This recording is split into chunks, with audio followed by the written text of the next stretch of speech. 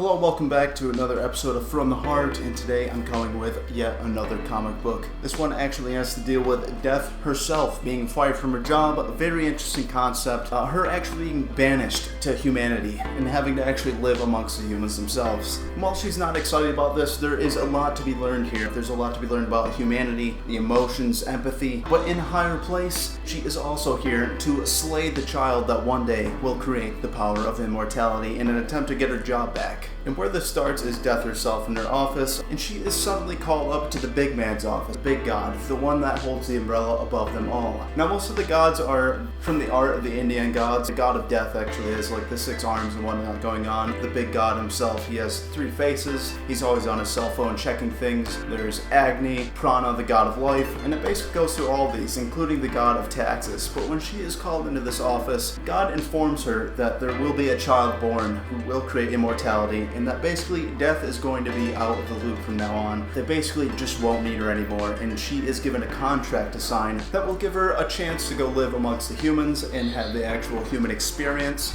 Now, being Death, she doesn't have much empathy. She's wreaked thousands of lives, and she just doesn't know how she feels about this. She's very mad, and she wants her job back. So her assistant Agni, another god, to be reincarnated right where this child is going to be born, and that will set in motion the events of her trying to kill this kid. Now, she is plummeted down into the body of a girl who just accidentally fell out of a window at her own party. She has been pronounced dead for about the last 10 minutes, and she rises again. And she rises as Laila Starr, which is the name of this book, The Many Deaths of Laila Starr. Instantly, she makes her way to this baby nursery in this hospital. She knows this child is here, and she actually does find him, but when she comes to him, finds that she can't eliminate a baby, and she thinks that maybe she'll just let this child grow to be a little older. After all, she probably has a good bit of time before he actually creates immortality, and she up and leaves and decides, I'll come back. I'll finish my dinner later.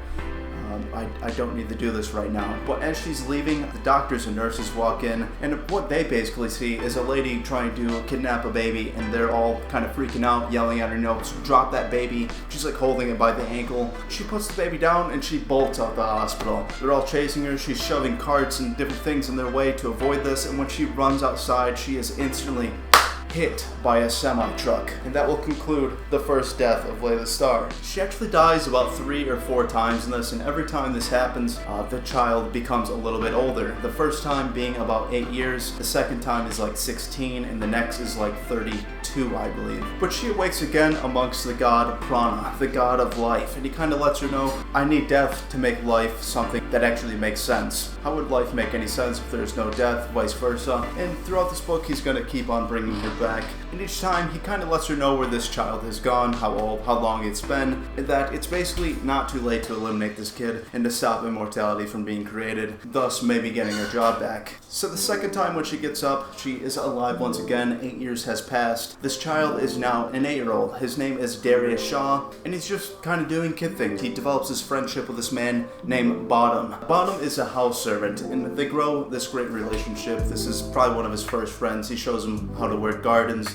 He shows him how to harvest fruit, all these different things. But eventually, Bottom gets very, very sick, and he actually passes away. And this is the first brush with death that Darius himself is going to experience. Now, while this is all going on, Laila Starr has been reborn once again in the same body. She's in this alleyway in this giant city. She's never really just walked on Earth before, and she doesn't know where to go. And suddenly, this crow pops up, and he's actually the crow that carries souls off to the heavens to have their fates decided. And he invites her off to this funeral that he needs to go to. He says, this city isn't too big if you know where you're going. I'd love to show you if you'd only accompany me to this funeral. She figures, what the hell, I'm Death. I might as well see these ceremonies that these people throw. And they go off. Coincidentally, Darius is also here. His parents did not want him to go. This is the house servant. They think it's weird to go attend your house servant's funeral, but he leaves, he runs off, and he does this anyway. And he kind of sees all these beautiful rituals, and then he kind of wanders off to the beach. While Laila Starr is headed to this exact same funeral with a crow. And the crow leaves. He needs to go carry the soul off to the heavens.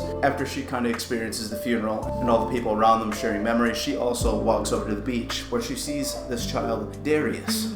and she doesn't know it's the same kid. So they start having this little conversation about memories and how people don't actually pass away as long as you remember what they were, who they were, the memories you had with them, and he kind of vows to never forget this man. This man bottom. When suddenly his parents show up and they're very thankful that he's here. They're not sure where he went. They didn't know that he left. But they say, Darius, there you are, my son. And Layla kind of realizes who this was, and she lets him walk away. She steps into the ocean when suddenly all these souls and all the people that she's reaped over her lifetime start to grab her feet and they pull her under. And suddenly the crow returns. He's giant. He's got like an 8-foot wingspan. And he actually picks her up out of the water and she thanks him. She says, thank you so much. I probably would have died down there. And he says, I'm sorry, Layla, but like I said, I only carry the souls of the dead up to the heavens. And she realizes that once again, she has died. And now 16 years have passed. She's awakened once again by Prana, the god of life, and he kind of tells her, you know, I can only do this so many times before the guys upstairs are going to start to intervene. But here is where this child lives again. But she decides she's going to have a few more experiences. She actually starts learning about parties,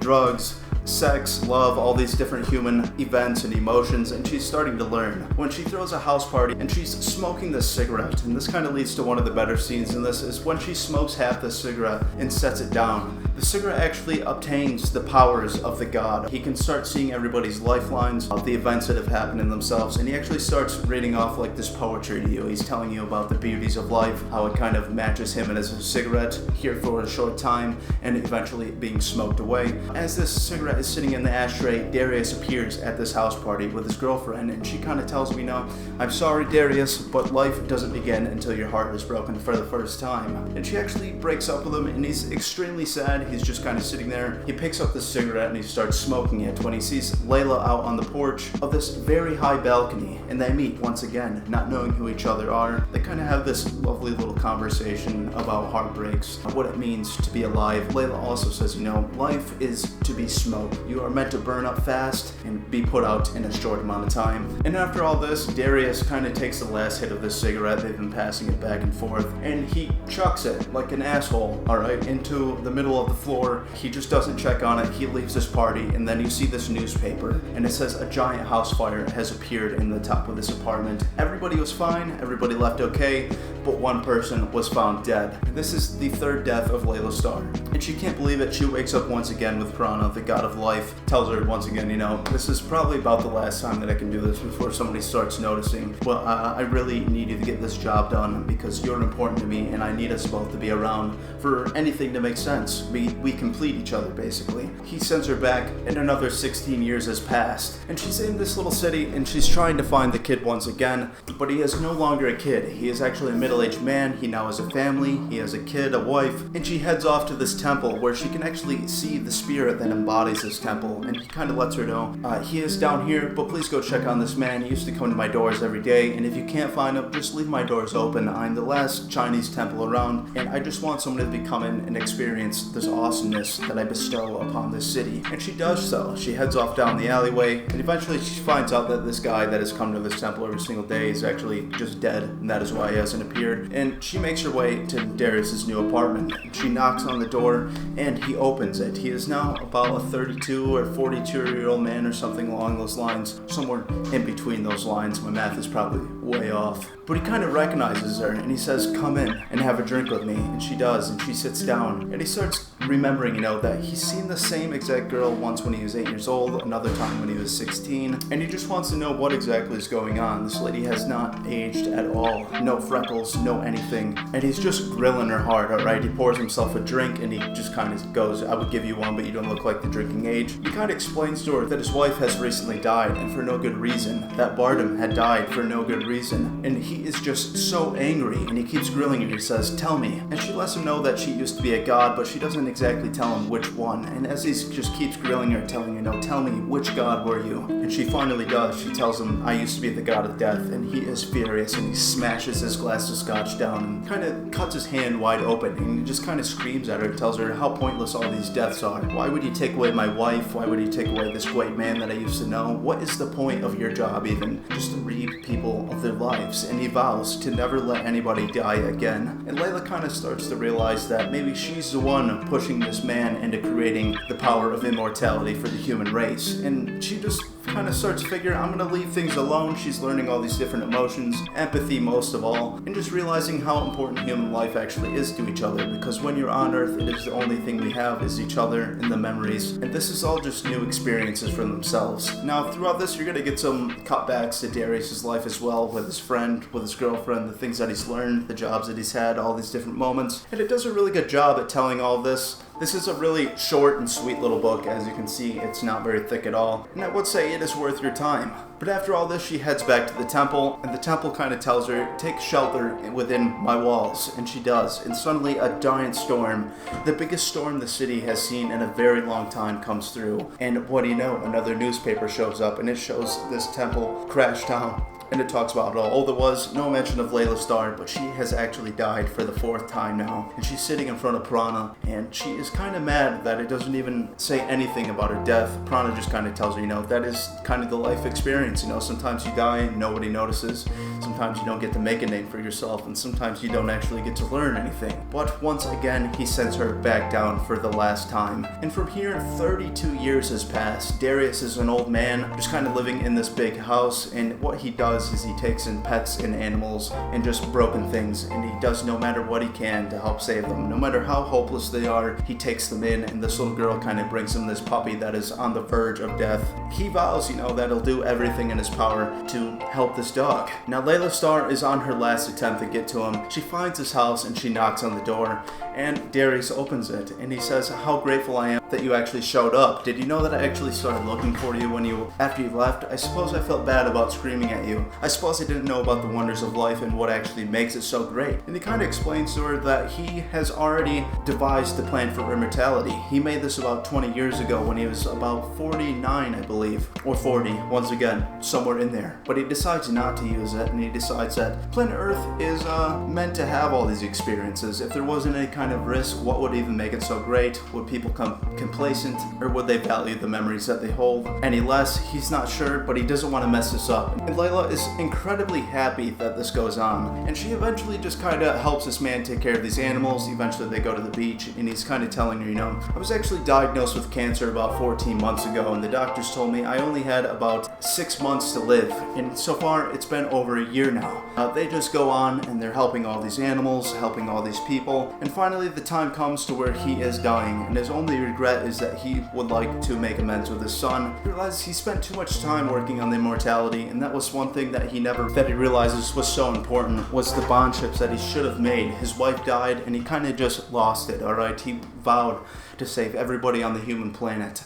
So he calls up his son, and he finally enters, and his son does come, and they do make these amends, and Laila kind of leaves, she's walking out the door. And before all this, Laila actually does beg him to use the immortality on himself. Just save yourself, you don't have to use it on everybody. I don't even care if I get my job back at this point. I see what life is and how beautiful it is, and why not let everybody experience it as long as they possibly can. And he denies this, and he tells her, thank you for everything, for the lessons you've taught me, and if you could do one thing before you leave, is go to the shoebox on top of my shelf, and this is where he's been keeping the immortality formula this whole time. And he tells her, clear it out, throw it away, set it a sail, do whatever you can to make sure this doesn't fall into anybody's hands. And that's what she does. She puts it in this box, and she sets it free into the ocean. And basically, the moral of the story, it says in the back, perhaps it is enough to remember at story's end the miracle that it was simply to have lived. I suppose that means she got her job back. I don't know if her shoes have already been filled, but immortality never comes around. And overall, the many deaths of Laila Starr was just a really well-told small story. Not exactly up my vein, but I did enjoy it. It's very sweet, it's very heart-touching, and it was a very interesting concept to see the god of death be fired from her own job.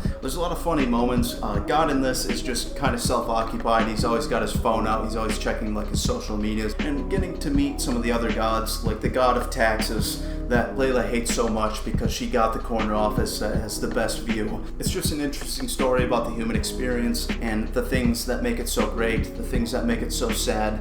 and it's very nice to see Death get a taste of this herself, alright? By the end of it, she doesn't even want her job back, alright? And I thought it was cool as hell to see the cigarette that gets smoked by a god and suddenly has the power to see everybody's timelines, all the events that have happened in their life. And I gotta give this book, we'll say, a 6, alright? It is not the best thing ever, it's not the most intriguing thing ever, but it is a good read at that. It is a little better than average. The artwork in here is very colorful. I'm sure you've seen through some of the close-ups and things, but it's very multicolored. There's a lot of influences by Indian art and things like that. Like I said, most of the gods are of the Indian descent. Death herself has the many hands. The big guy in the sky, he has like 3 faces. Agni has a head of fire. And they do a really good job with the dialogue as well. I gotta say, there's some parts in this book that I did not care for. I think some of the animation honestly kind of turns me off a little bit, but it wasn't the worst. It's just not quite my style. It just kind of reminds me of a kid's cartoon at certain points. And I just wanted to share this quick story with you guys. And I hope this was somewhat entertaining, and I hope it's one that you can all enjoy. I did not spoil everything in this book. We just went over the main plot points. But anyways, guys, thank you so much for watching. If you enjoyed, please hit the like and subscribe.